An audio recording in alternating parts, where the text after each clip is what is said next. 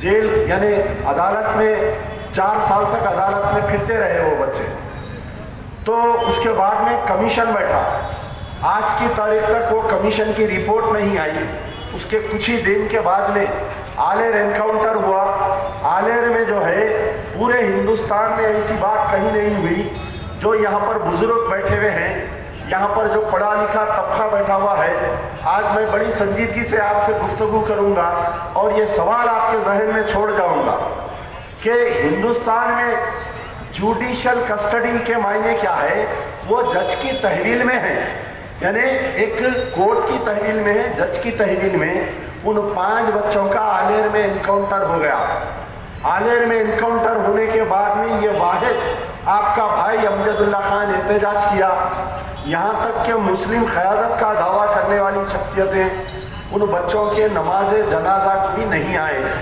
तो पहला किशनबाग राइट्स, दूसरा आलेर एनकाउंटर में 5 मुसलमानों को हलाकत, तीसरा जो है एक मुस्तफ़ाउद्दीन नामी एक मासूम बच्चा जो गोलकोंडा किले में कहीं मेहदीपट्टनम में आर्मी गैरिसन में, वहाँ पर के जो आर्मी के घर है, कुछ पत्ता यानी कुछ आम वगैरह तोड़ने के लिए गया। 2 फौजी पकड़कर उसके साथ बदफेली किए और ये बाहर जाकर कंप्लेंट नहीं करना, उसको जिंदा जला दिए। उन्हें 3 दिन तक जिंदा रहा। उसके बाद में उन्हें डाइंग डिक्लेरेशन दिया। उन्हें क्या दिया? डाइंग डिक्लेरेशन में ये बोला कि मुझे फलाने 2 फौजी मेरे साथ बदफेली किए और जिंदा जलाकर मार दिए। मैं ये तमाम बातें आपको इसलिए याद दिला रहा हूँ कि हमारा हाफिज़ा बहुत कमज़ोर होता है। हम जो है टीवी या सोशल मीडिया पे देखकर फैसला करते हैं। तो वो मुस्तफ़ाउद्दीन जिसको आर्मी गैरिसन में फौजियां जलाकर मार दिए, आज की तारीख तक उसके साथ इंसाफ नहीं मिला। उसके बाद में मस्जिद एक खाना की शहादत हुई। मस्जिद एक खाने का मामला तो ऐसा है कि वहाँ पर उस वक़्त के वक्फ बोर्ड के chief executive officer Shahnawaz Qasim एक 30 पेज का लेटर लिखे बल्दिया कमिश्नर को। ये बोलकर लिखे कि कोई भी वक्फ प्रॉपर्टी, चाहे वो कब्रस्तान रहो या मस्जिद रहो, रोड वाइडनिंग में उसको एग्जम्पशन है, उसको आप तोड़ नहीं सकते। लेकिन हरदर्मी करके ये बल्दिया के ओहदेदार पुलिस वालों को साथ लेकर, और बल्दिया किसका डिपार्टमेंट है, बल्दिया कमिश्नर किसके मातहत आता है, वो है केटीआर का डिपार्टमेंट, म्युनिसिपल एडमिनिस्ट्रेशन। जब तक केटीआर हाँ में हाँ नहीं भरा, वो मस्जिद शहीद होने का सवाल ही पैदा नहीं होता। केटीआर बहैसियत म्युनिसिपल एडमिनिस्ट्रेशन मिनिस्टर उस मस्जिद की शहादत के लिए हाँ भरे। आज केटीआर मुसलमानों की महफिल में आके कई गुफ्तगू कर रहे हैं, और सबसे बड़ी बात यह है कि केसीआर साहब ये कह रहे हैं कि कायनात लेके चलो, सबको साथ लेके चलो। अगर तुम्हारी नीयत साफ होती तो तुम बहैसियत म्युनिसिपल एडमिनिस्ट्रेशन मिनिस्टर ये बात नहीं करते कि वो मस्जिद की शहादत अमल में आती। पहले एक खाना मस्जिद शहीद कर दिया गया, कोई एहतजाज नहीं किए, मुस्लिम कायदीन खामोश रहे। असदुद्दीन ओवैसी, अकबरुद्दीन ओवैसी और तमाम अराकीन असेंबली, ये जो आपके नुमाइंदे हैं मजलिस इत्तेहादुल मुस्लिमीन के, जाफर हुसैन महराज, अब जो याकूतपुरे के हैं, ये उस वक्त पे एमएलए थे जब मस्जिद शहीद हुई। तो इनके पेट में ये दर्द नहीं हुआ कि अरे एक मस्जिद जो हय्या अलल सलाह हय्या अलल फलाह की गूंजे गूंजती रही, तकरीबन 200 साल पुरानी मस्जिद को शहीद कर दिया गया। तो जाफर हुसैन महराज, मैं आपको चैलेंज कर रहा हूँ कि क्या आप ऐवान असेंबली में उस मस्जिद की शहादत, मस्जिद एक खाना की शहादत के ऊपर कोई आवाज़ उठाए तो आप जो है कल के जलसे में आप वो पेश करिए, क्योंकि आप एमएलए थे ना, एमएलए का काम है ना मस्जिद शहीद हो रही तो आवाज़ उठाना, वो आवाज़ नहीं उठाए। उसके बाद में फिर क्या हुआ, ये मस्जिद की शहादत के बाद में नारायणपेट में एक 200 साल पुराना आशूर खाना था, वो आशूर खाने को रोड वाइडनिंग की शक्ल में हटा दिए। वहाँ का बीआरएस का जो मार्केट यार्ड कमेटी का चेयरमैन था, वो चेयरमैन ने बाज़ाफ्ता पूजा किया वो आशूर खाने के सामने। जैसा योगी का डोजर जरा घरों को तोड़ा है वहाँ पर मुसलमानों के, उसी तरीके से डोजर को लाया गया और वहाँ का बीआरएस का चेयरमैन उसका पूजा किया। उसके बाद में वो डोजर से तकरीबन 200 साल पुराने आशूर खाना, जिसके अंदर कई पुरानी खदीम उसके अंदर चीज़ें रखी हुई थी, वो रोड वाइडनिंग में हटा दिया गया। थोड़ी ही दूर पे एक मंदिर है, वहाँ पर उस मंदिर को छोटी थी उसको बड़ी बना दिया गया। मुझे कोई एतराज़ नहीं है अगर मंदिर को बड़ा ही बना दिया जाता, लेकिन मुझे उस वक्त एतराज़ हुआ कि एक डोजर को लाकर बीआरएस का वहाँ का स्टैंडिंग वहाँ का चेयरमैन उसको जो है शहीद कर दिया। उसके बाद में फिर न जाने कोत्तागुड़म में एक फॉरेस्ट है जो आदिलाबाद के आगे आता है, जिसका नाम है कोत्तागुड़म फॉरेस्ट में पिछले 60 साल से एक मस्जिद है। वहाँ पर एक लेडी ऑफिसर आई, कोत्तागुड़म में फॉरेस्ट डिपार्टमेंट में कोई लेडी ऑफिसर आई। वो लेडी ऑफिसर वो मस्जिद तोड़ने के लिए नोटिस दी, तो वहाँ के मुसलमान महमूद अली साहब के पास आए, आकर उनको बताए कि साहब ये फॉरेस्ट में मस्जिद नहीं रहना, मस्जिद रहने से जानवरों को तकलीफ हो रही, जानवरों को आते जाते तकलीफ हो रही, लिहाजा ये मस्जिद को जो है यहाँ पर शहीद कर दी, हटाने की बात की गई। तो महमूद अली साहब वो दरख्वास्त लेने के बाद में जो है कुछ नहीं किए और वो मस्जिद को शहीद कर दिया गया। वही फॉरेस्ट एरिया में थोड़ी दूर पे एक मंदिर है, उसको हाथ नहीं लगाया। अगर यहाँ से तकरीबन 6 घंटे का रास्ता है, अगर कोई जाकर देख सकता तो वहाँ पर जाओ, जाकर ये देखो कि जो कोत्तागुड़म में फॉरेस्ट एरिया में जो मस्जिद है वो मस्जिद को किस कदर शहीद कर दिया गया। आप लोग जाकर देख सकते हैं वहाँ पर। उसके थोड़ी दूर पे मंदिर है, वो मंदिर की वजह से कोई जानवर को डिस्टर्बेंस नहीं हो रहा, लेकिन मस्जिद रहने की वजह से जानवरों को डिस्टर्ब हो रहा है और वो लाकर जो है उसको शहीद कर दिया गया। तो अब बात ये हुई कि केसीआर की गवर्नमेंट, और एक बात सुनिए, और एक बात ये है कि पीवी नरसिम्हा राव, ये जो केसीआर है, ये केसीआर जो है छोटा पीवी नरसिम्हा राव भी है। ये इसको पीवी नरसिम्हा राव से इतना लगाव है कि केसीआर ने पीवी नरसिम्हा राव की बेटी को टीआरएस में लेकर एमएलसी बनाया। मुस्लिम क़यादत, आपके एमपी, आपके एमएलए, जिसको आपने कलमे की बुनियाद पर, जिसको इस्लाम खतरे में है बोलकर न जाने क्या क्या वादे करके वोट देकर ऐवान असेंबली में भी जाए, ये सारे खामोश रहे। और असदुद्दीन ओवैसी निज़ामाबाद की तकरीर में ये जुमला कहते हैं कि मैं मरते दम तक केसीआर के साथ हूँ। तो जब आप केसीआर के साथ है, केसीआर पीवी नरसिम्हा राव के साथ है, वो पीवी नरसिम्हा राव जिसने तुम्हारी बाबरी मस्जिद को शहीद करवाया, वो पीवी नरसिम्हा राव के दौर में तकरीबन सैकड़ों मुस्लिम बच्चों को टाडा और कोटा के तहत गिरफ्तार करके उनको सालों जेल की सलाख में रखा। उसकी बेटी को, पीवी नरसिम्हा राव की बेटी को केसीआर एमएलसी का टिकट दिया। यहाँ पर खामोश नहीं बैठा केसीआर ने पीवी नरसिम्हा राव की 100 साला जश्न, यानी उसकी पैदाश के 100 दिन 100 साला जश्न मनाया। ये वही पीवी केसीआर है जो मुसलमानों के वोट लेकर चीफ मिनिस्टर बनता है और पीवी नरसिम्हा राव की 100 साला जश्न मनाया। पूरे 1 महीने तक पीवी नरसिम्हा राव पूरे तेलंगाना में हर डिस्ट्रिक्ट में 1 महीने का जश्न मनाया और हर डिस्ट्रिक्ट में गवर्नमेंट के फंड से आप जो टैक्स बनते हैं उसके पैसों से हर डिस्ट्रिक्ट में एक पीवी नरसिम्हा राव का मुजस्सिमा लगाया और हमारी क़यादत ये कहती है कि पीवी नरसिम्हा राव के केसीआर, मैं मरते दम तक तुम्हारे साथ रहूंगा।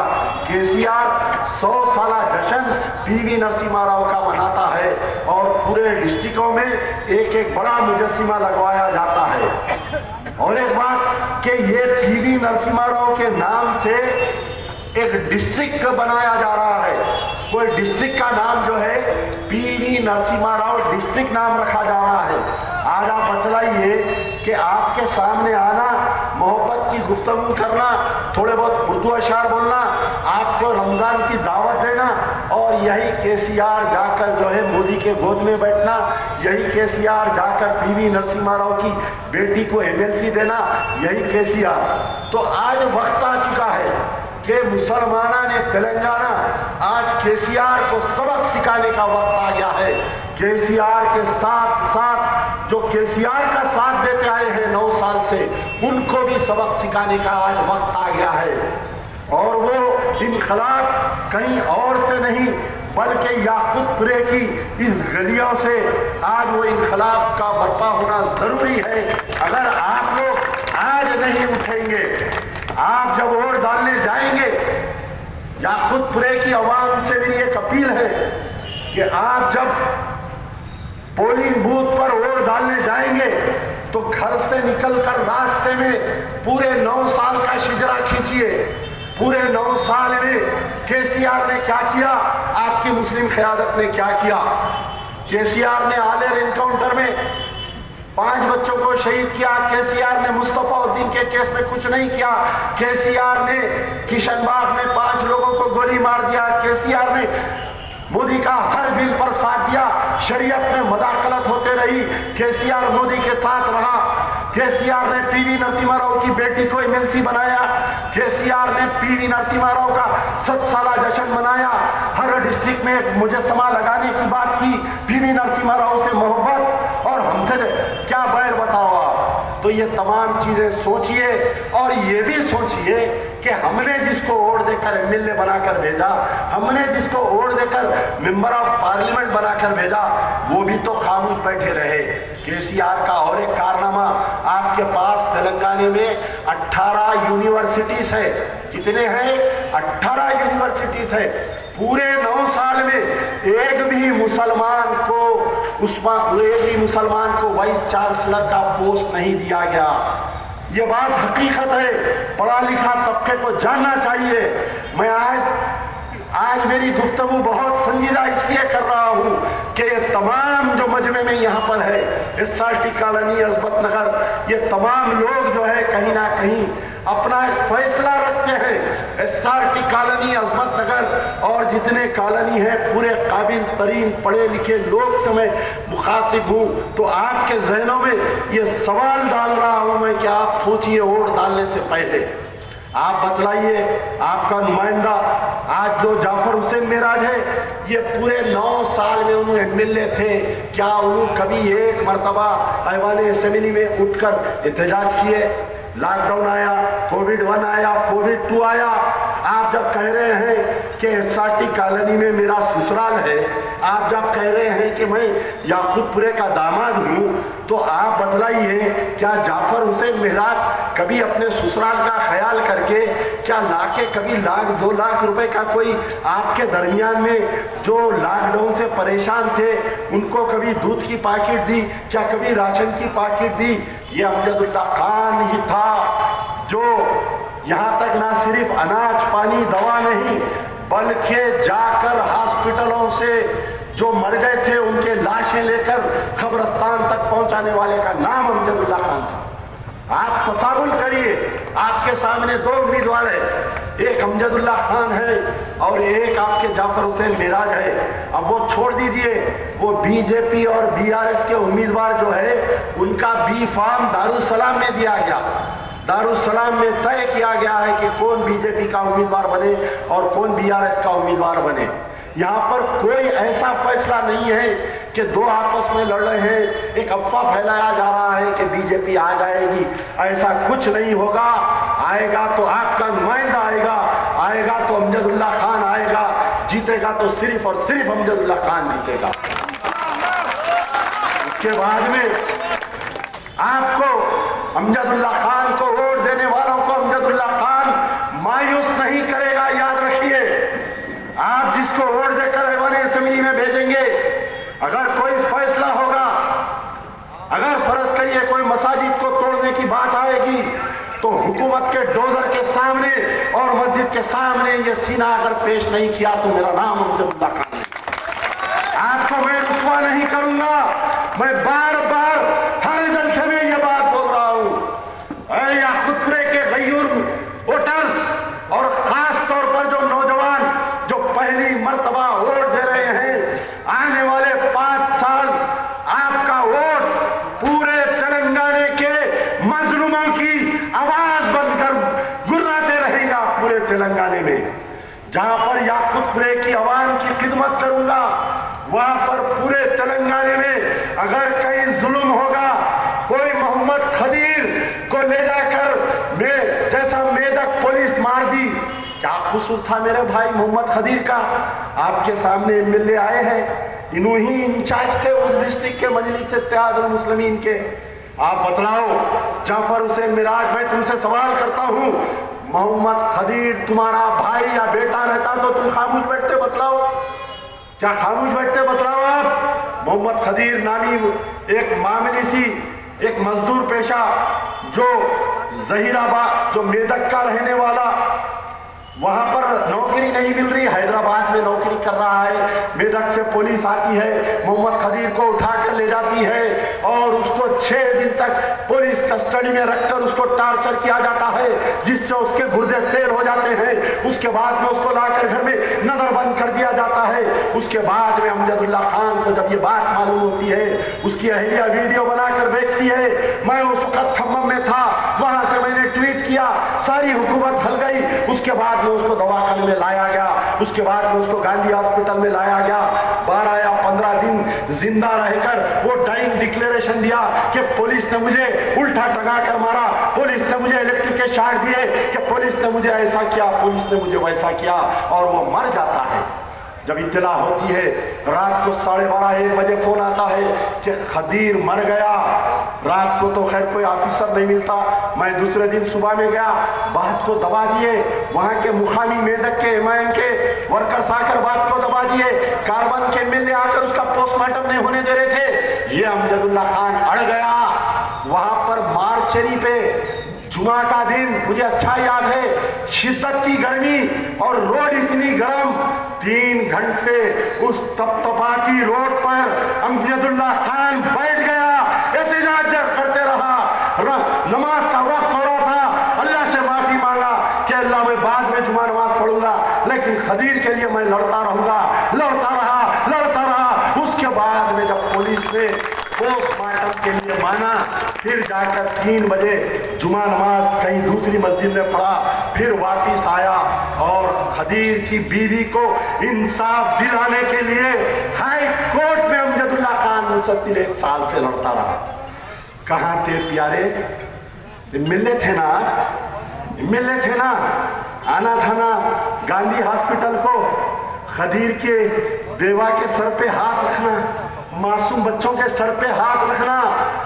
असदुद्दीन ओवैसी 6 दिन तक जवाब नहीं दिए, 6 दिन तक नहीं। जब सेक्रेटेरिएट में मसाजिद शहीद हो रहे थे, 2 दिन पहले मुझे बड़े ऑफिसर ने कहा कि भाई आप क्या हाई कोर्ट का, आप जो है हाई कोर्ट में सरकार जो डाली वो आप पढ़े क्या? तो मैं बोला नहीं पढ़ा। तो बोले कि वहां पर 8 प्रॉपर्टीज है। कितने हैं? सेक्रेटेरिएट में 8 प्रॉपर्टीज है और हुकूमत बोल रही 11 प्रॉपर्टीज को हम डैमेज करेंगे। ये 3 प्रॉपर्टीज कौन से है? तो बोले 2 मस्जिद है, 1 मंदिर है। अमजदुल्ला खान मस्जिद की शहादत के भी खिलाफ, अमजदुल्ला खान मंदिर की शहादत के भी खिलाफ। हुकूमत जो जबरन मस्जिद को हटाई उसके भी खिलाफ, जबरन जो मंदिर को हटाई उसके भी खिलाफ। अरे किसी की आस्था को ठेस नहीं पहुंचाना चाहिए। आज केसीआर, मैंने खैर उस दिन रात में मुझे मालूम हुआ कि भाई यानी सिलेंडर्स लगा के पूरी मस्जिद को उड़ा दिए। मिंबर रसूल कहाँ पर गया, कुरान कहाँ पर गया? आज की तारीख तक वो किसने तोड़ा, वो डोजर कौन था, वो कंट्रैक्टर कौन था? मिले थे ना साहब, जो जाफर हुसैन आपके नुमाइंदे बनकर आ रहे हैं उनसे पूछो, पप्पू तुम एमएलए थे ना बेटा, ये सेक्रेटेरिएट ये असेंबली आपके नामपल्ली डिवीजन में ही आती ना, आप वहां के एमएलए थे। ऐवानी असेंबली का जो जुरिस्डिक्शन है वो नामपल्ली असेंबली कॉन्स्टिट्यूंसी में आता, तो फिर क्या किए बताइए, खामोश रहे। इनका काम क्या है, हिदायत पे बोलना, हिदायत पे खाना, हिदायत पे पीना, हिदायत पे चलना, हिदायत पे सो जाना, ये इनका काम है। उससे हटके कोई कारनामा नहीं है। मैं डिप्टी मेयर बना तो मैं जो है 10 लाख रुपए का चेम्बर बनाया, वाह वाह 10 लाख रुपए का चेम्बर बनाया, ये आपके नुमाइंदे की तकरीर हो रही मजलिस इत्तेहादुल मुस्लिमीन की। अरे आप 10 लाख की खबर बनाओ, हमको क्या वास्ता उससे। मैं जब डिप्टी मेयर बना, मैं जो है मैं सिक्योरिटी नहीं दी जाती थी, मैं कमिश्नर ऑफ पुलिस से लड़के सिक्योरिटी लिया। आप सिक्योरिटी ले लो, आप जाके कुछ भी कर लो सिक्योरिटी वालों के साथ, हमको उससे क्या ताल्लुक। आप बहैसियत 10 साल क्या खदीर के मामले में कुछ बोले, आप बहैसियत 10 साल एमएलए, सेक्रेटेरिएट में 2 मसाजिद शहीद हो गए। दूसरे दिन सुबह में मुझे रात में फिर एक दिन फोन आया, मैं मेरे मकान हाफिज बाबा नगर में वहां पर था, रात में तकरीबन 1:30-2 बजे मुझे एक ऑफिसर ने फोन करके बोला कि साहब दोनों मसाजिद को बड़े बड़े ब्लास्ट लगा के उड़ा दिया गया। केसीआर की हिम्मत देखिए, केसीआर की हिम्मत देखिए, उसको अंदाजा होना चाहिए था कि अगर मैं मस्जिद को शहीद कर डालूंगा मुस्लिम क़यादत रोड पर आ जाएगी, लोग रोड पर आ जाएंगे। केसीआर के सामने जब फैल गई, 2 मुस्लिम ऑफिसर उसके सामने थे, नाम लेकर कह रहा हूं कि उमर जलील और AK खान गवर्नमेंट एडवाइजर, जब ये तोड़ने की फैल गई ना इसके सामने, तो ये 2 ऑफिसर्स बोले साहब अगर मस्जिद तोड़ेंगे तो असदुद्दीन ओवैसी साहब नाराज होंगे। तो केसीआर कहा नेम सूस्ता नूपो, तुम जाओ काम करो, मैं देख लेता हूँ। फिर ये लोग बोले साहब मुसलमान एहतजाज करेंगे, अरे फोड़ा फो दिन सुस्ता, जाओ रे जाओ तुम ना, मैं देख लेता हूँ। ये केसीआर का गुरूर और तकब्बुर तोड़ने का वक्त आ गया। तेलंगाना के मुसलमानों, रोजे मैशर तुमको जवाब दे रहा है। 50 सीटों पर मुसलमानों की तादाद है, तुम जिसको चाहे, तुम्हारी जूती जिसके सर पर, अगला चीफ मिनिस्टर उन्हें बनने वाला है। इन मस्जिदों की शहादत को याद रखो, कल तुम अल्लाह के सामने रुस्वा मत हो कि तुमने दोबारा BRS को वोट दिया, तुम रुस्वा मत हो। तो जब मस्जिद की फैल आई, ये केसीआर ने कहा कि नेन सुस्ता नूपो, अच्छा बेटा अब हम बोलेंगे नेन सुस्ता नूपो, हमेशा के वास्ते को बाबा। केटीआर पूरे 9 साल में मैं चैलेंज कर रहा हूं, 9 साल में एक ट्वीट बताओ केटीआर ने मुसलमानों की हमदर्दी में ट्वीट किया, आप बताओ, मैं चैलेंज कर रहा हूं। आज बड़े बड़े जमाता तंजीमा जिब्बे पहन के टोपियां पहन के जाके BRS के स्टेज पे बैठ रही, आप बैठिए, आपकी जातियत है, हमको कोई एतराज नहीं है। रोजे मैशर तुमको जवाब देना है, अल्लाह के दरबार में तुम जब पेश होंगे तो अल्लाह से वहां पर तुम्हारे से सवाल जवाब किया जाएगा, तुम्हारे खबर का जवाब तुम दो। आर्जी दुनिया के लिए अपनी आखिरत तुम खराब कर रहे हैं, ये तुम्हारा जाती मसला है। तो वहां पर यह हुआ कि दोनों मसाजिद को शहीद कर दिए। आप मेरा ट्विटर निकाल कर देखिए, 7:30 बजे मैं ट्वीट किया कि 2 मसाजिद शहीद हो गए, तो मुझे सैफाबाद के इंस्पेक्टर ऑफ पुलिस फोन किए, फोन करके ये बोले कि आप ये जो ट्वीट किए आपके ऊपर केस बुक हो सकता है। मैं बोला भाई वर्दी कब पहने, आपको नहीं मालूम अमजदुल्ला खान कौन है, आपको नहीं मालूम, आप गूगल पे जाके ANJEDULLAHKHN खान मारो, कितने केसा हैं। वो जो कौले पोट्टे जो कारपोरेटर बन रही, वो MLA बन रही, उनको डराओ ये सो। अब आप बोलो कि मैं आपको कंप्लेंट देने आ रहा हूँ सैफाबाद में, आप केस रजिस्टर कर रही या नहीं कर रही। मैं कंप्लेंट देने के लिए निकला, मेरी अहलिया मेरे साथ में थे, बोले कि तकरीबन 7-8 गाड़ी पुलिस, ACP संतोष नगर, कंचनबाग इंस्पेक्टर, चंद्रायन गुप्ता इंस्पेक्टर, न जाने कौन कौन की पूरे घर को घेर लिए।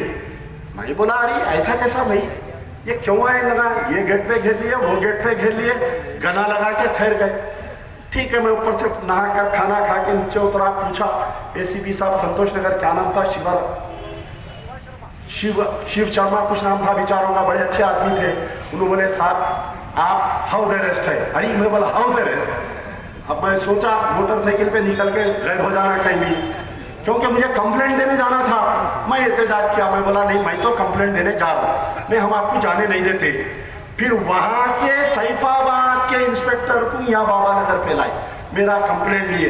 तो ये असदुद्दीन, ये महमूद अली क्या बयान दिए याद है आपको, कि मस्जिद शहीद नहीं हुई, कि वो बाजू की बिल्डिंग गिराते वक्त कुछ मलबा मस्जिद का मीनार शहीद हुआ।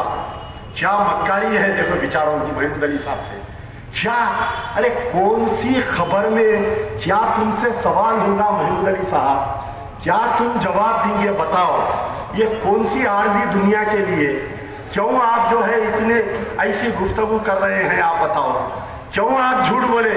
आप होम मिनिस्टर है ना साहब, आपका काम था केस बुक कराना, आप नहीं कर सकते एहतजाज। आपकी पार्टी अगर मस्जिद तोड़ाई तो आपका काम था कि भाई वो अमजदुल्ला खान के कंप्लेंट पे केस बुक करो, वो कौन कॉन्ट्रैक्टर है उसको गिरफ्तार करो। नहीं, कौम को गुमराह किया गया महमूद अली के बयान से।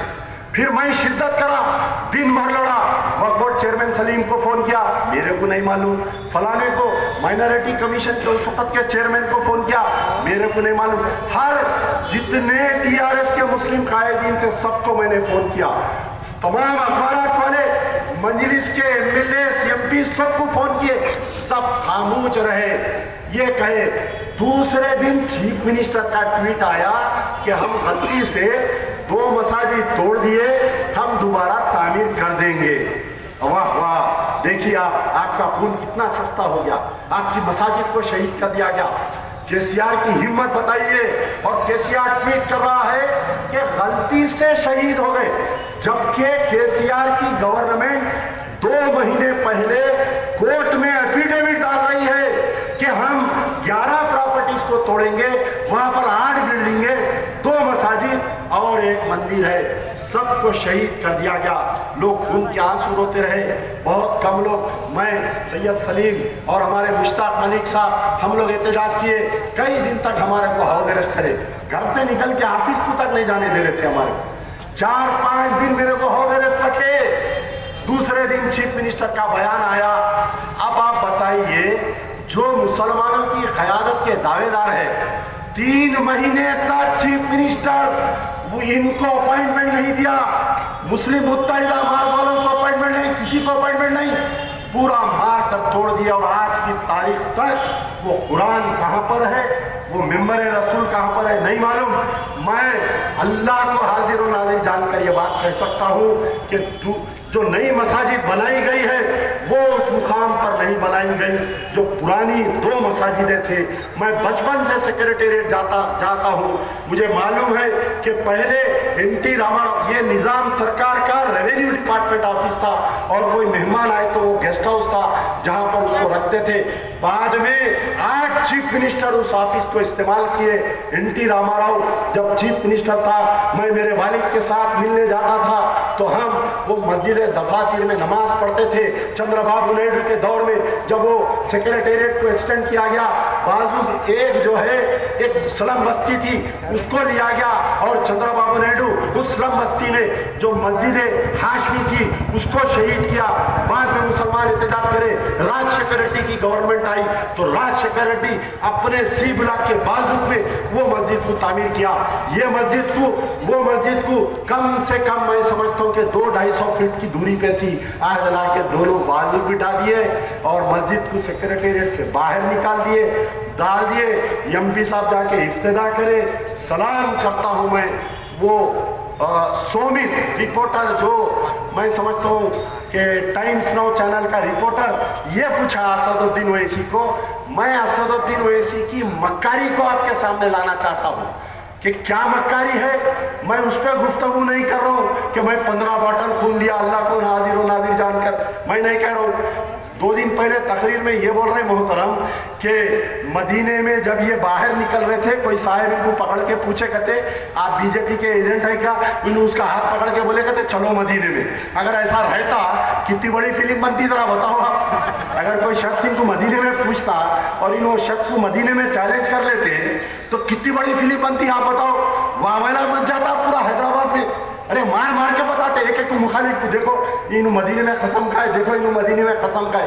खैर उनकी जातियत है, उन्होंने 15 बाटल खून दिया, मैं सही बोल रही या ये मदीने का वाकया झूठ बोल रही, I don't want to question. लेकिन वो सोवियत रिपोर्टर जो सवाल करा असदुद्दीन ओवैसी से, ये पूछा कि साहब आप बाबरी मस्जिद के बारे में बोल रही कि आई वॉन्ट माई मस्जिद बाग, उसी मुकाम पर बाबरी मस्जिद बनना, लेकिन ये मस्जिद तो जब आप दूसरे मुकाम पर केसीआर साहब हटा के बनाए तो आप क्यों खामोश बैठ रहे हैं? तो असदुद्दीन ओवैसी का मक्कारी का जवाब सुनिए। ये लंदन का बैरिस्टर चुप नहीं बना, यहूदियों में पल पोस कर बड़ा होके आके तुमको बेवकूफ बना रहा है। असदुद्दीन ओवैसी ने क्या कहा कि असदुद्दीन ओवैसी के बाजू के मेरे मुफ्ती साहब बैठे हुए हैं, इतने बड़े मुफ्ती होके उन्होंने एतराज नहीं कर रही, तुम कहीं को एतराज कर रही। कैसा देखिए, कैसा गोल फिरा के वो रिपोर्टर को हौला बना दिया। तो खैर हर किसी को अल्लाह के पास जवाब देना है। आपके महबूब खैर जनाब मजीदुल्लाह खान फरद को भी मुखातिब करना है और मैं 2-3 और मिनट लूँगा, क्योंकि मैं आपके दरमियान में एक नुमाइंदा बनकर आया हूँ। मेरा पास रिकॉर्ड सारे लोग जानते हैं, मैं एकदम वाइट एंड क्लीन हूँ। मैं आप कोई मेरे, अब आप देखिए जब से इलेक्शन हुआ मेरे खिलाफ में क्या बोलना बोल के पूरी मजलिस से इत्तेहादुल मुस्लिमीन ढूंढ रही। अरे इसके खिलाफ में बोलना तो क्या बोलना भाई, इन्हें काम नहीं करता बोल के नहीं बोल सकते। 24 घंटे में 20 घंटे तो मिनिमम 5 साल से हम देख रहे, 4 साल से हम देख रहे कि प्रजा दरबार के द्वारा काम कर रहा है। कितने चेहरे यहाँ पर ठहरे हुए, आपका नाम बोल रहा हूँ, बोलिए आपका नाम। बशीर हैदर भाई गवाह है। अब हैदर भाई आप कितने केसेस लाए प्रजा दरबार में, बोलिए आप। एक मकान जल गया था वो लाए, एक आबिद अली साहब बोल के थे बेचारे, आबिद अली साहब जो है उनको 5 लड़कियां, वो खुद अपाहिज टेलर, उनका एकलौता एक बच्चा, यानी उनकी बीवी का इंतकाल हुआ तो भी चहलुम नहीं हुआ, बच्चा इलेक्ट्रिक शॉक लग के विजयवाड़ा में मर गया, रो रहे थे बेचारे। 2 बच्चियों की शादी तय थी उनकी। अल्लाह ने मुझसे काम लिया, प्रजा दरबार के द्वारा हमने उनका सहारा बना। क्या मैं गलत बोल रहा हूँ? इमाद भाई आप भी हैं यहाँ पर, इब्दाद भाई कितने केसेस लाए आप बोलिए। आप हमारे हाफिज साहब किशन बाग से आए, आप बोलिए कितने केसेस लाए प्रजा दरबार में। आप तो डोनर भी है, आप हमारे डोनर है, मिशन दिलाते। तो बहरहाल अल्लाह का फजल ये रहा कि ना मैं एमएलए ना मैं कारपोरेटर, लेकिन अल्लाह ने काम लिया। अब आप सोचो कि अगर इंशाअल्लाह याकूबपुरे की आवाम का दिल अगर अल्लाह फेर दिया और सारे मिलकर एकजुट होकर, आपके घर में 10 वोट है ना, 10 वोट अगर आपके घर में हैं तो आप 1 वोट 2 वोट डाल के नाचो मत कि मैं अमजदुल्लाह खान को वोट दे दिया उन्हें जीत लेता। अमजदुल्लाह खान पूरे 10 वोट मांग रहा है तुम्हारे से। क्या हो रहा अगर आप जो है 1 वोट डाल के घर में बैठ गए, आपका 1 वोट अगर बोकस हुआ तो मैं 2 वोट पीछे हो जाता।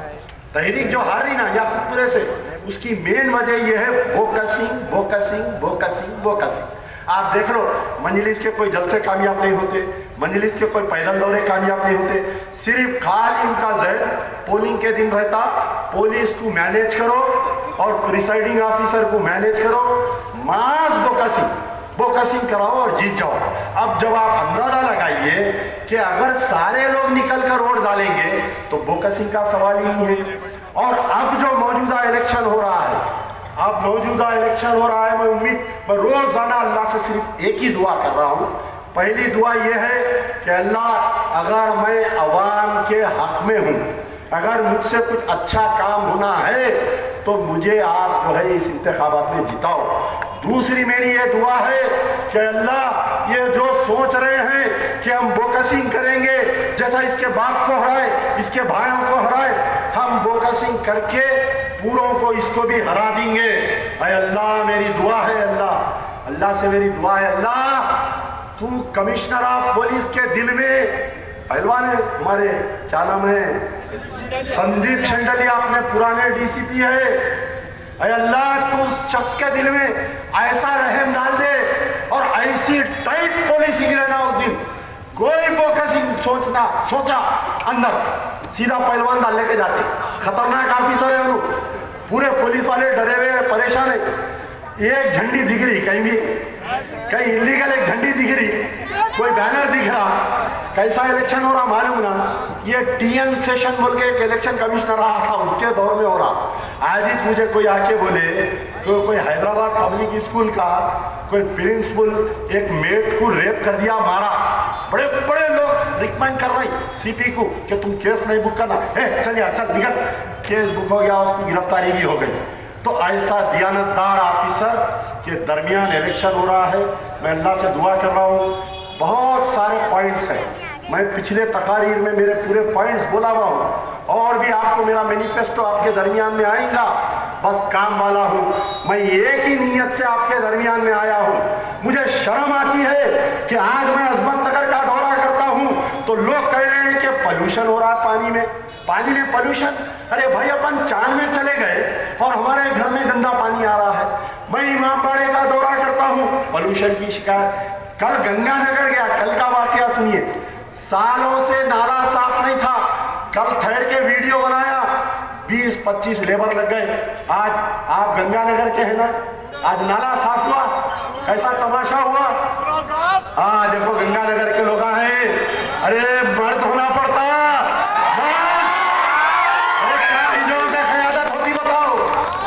परसों नशेमन नगर गया था, ये कचरे का अंबार पूछो मत, एक ट्वीट मारा, कचरे का अंबार पूरा साफ हो गया। लल्लू भैया यहाँ पर पूरी कुंडी साफ हो गई। ऐसा होना बस मेरा एक ही मोटो है, development development development development development. आप लोग भी बोलिए जोर से मेरे साथ, डेवलपमेंट डेवलपमेंट डेवलपमेंट डेवलपमेंट। नहीं और जोर से बोलिए।